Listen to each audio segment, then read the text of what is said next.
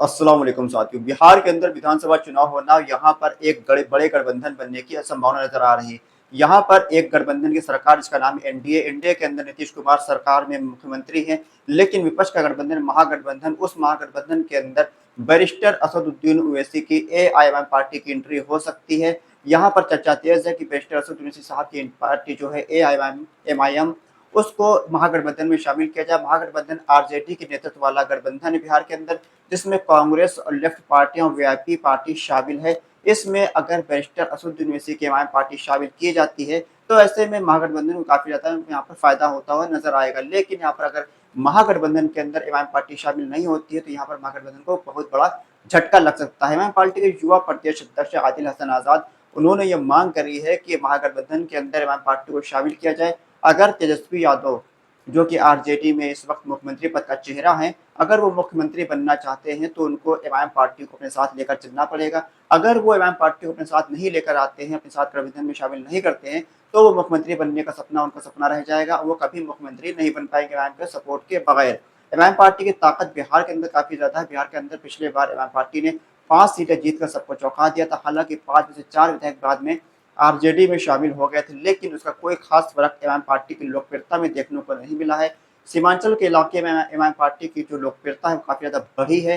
पिछले बार से भी ज्यादा बड़ी तादाद में लोग एमआईएम पार्टी से जुड़ रहे हैं, एमआईएम पार्टी के टिकट मांग रहे हैं और एमआईएम पार्टी से सिंबल पर पाने के लिए तमाम तरीके के लोग चुनाव प्रचार में भी उतर चुके हैं। असदुद्दीन ओवैसी की पार्टी बिहार के अंदर लगभग 40 से 50 सीटों पर प्रत्याशी उतारेगी अगर वो अकेले चुनावी मैदान में उतरती है। ऐसा ऐलान अख्तुल लेमान, जो कि एमआईएम पार्टी के प्रदेश अध्यक्ष, उन्होंने किया हुआ है।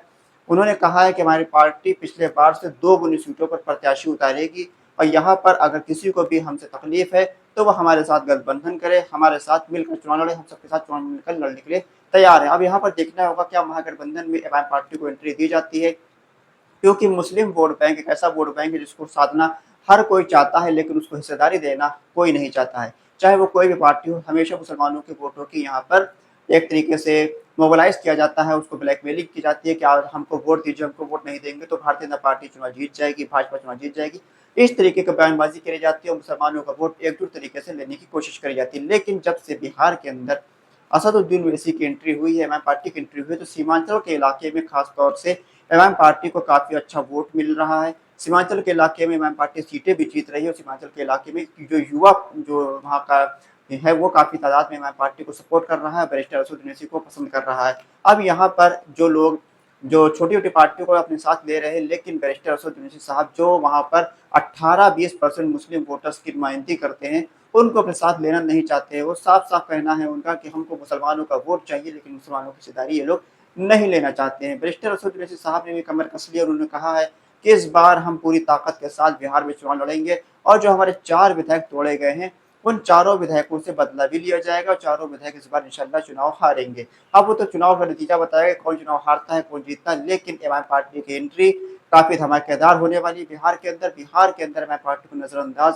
नहीं किया जा सकता है। बिहार के अंदर जब तक एमआईएम पार्टी चुनाव लड़ती है तो काफ़ी ज़्यादा अच्छा खासा वोट बैंक भी उसको मिलता है, काफ़ी इनको लोग पसंद भी करते हैं। असदुद्दीन ओवैसी की रैली में काफ़ी भीड़ भी नज़र आती है। अब यहाँ पर देखना होगा क्या एमआईएम पार्टी को महागठबंधन में शामिल किया जाता है या फिर एक बार फिर से मुसलमानों की नुमाइंदगी को नज़रअंदाज किया जाता है और मुसलमानों को वोट फ्री में लेने की कोशिश करी जाती है।